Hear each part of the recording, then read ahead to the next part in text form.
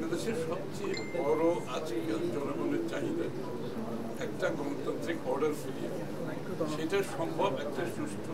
নির্বাচনের আজকে সবাই ভোট দিয়ে তাদের প্রতিনিধি নির্বাচনের জন্য অপেক্ষা করছে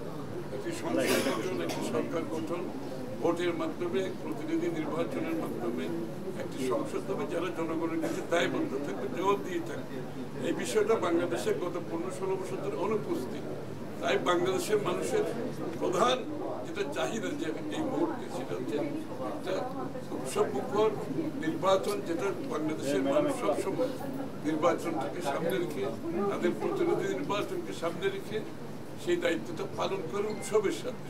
বাংলাদেশের মানুষ সেই অপেক্ষায় আছে অন্য কোনো ছোটখাটো বিষয় নিয়ে আমাদের সময় নষ্ট করে লাভ নেই আমরা নির্বাচন থেকে এগিয়ে যাই দেশের মানুষের মালিকানা ফিরিয়ে দিই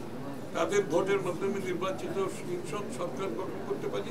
যারা জনগণের কাছে দায়বদ্ধ থাকবে এইটা হচ্ছে জনগণের চাহিদা বাংলাদেশে একটা গণতান্ত্রিক অর্ডার ফিরিয়ে আনবো গণতান্ত্রিক অর্ডার ফিরিয়ে আনলে জনগণের নির্বাচিত প্রতিনিধিদের মাধ্যমে যত সমস্যার কথা এখন বলা হচ্ছে সব সমস্যার সমাধান হবে ওই সাংবিধানিক বলেন অর্থনৈতিক বলেন সব সমাধান আছে শুধুমাত্র নির্বাচিত প্রতিনিধিদের মাধ্যমে নির্বাচিত সরকারের মাধ্যমে এটার সমাধান দেওয়া সম্ভব না এর বাইরে কোনো সরকারের পক্ষে জনগণের মনের কথাও বুঝবে না জনগণের চাহিদাও বুঝবে না সুতরাং একটি নির্বাচিত সরকার আসলে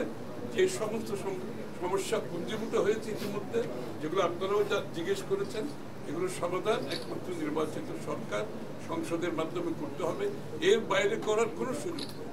থাকবে আইন শৃঙ্খলা বাহিনী কিন্তু দলীয়ভাবে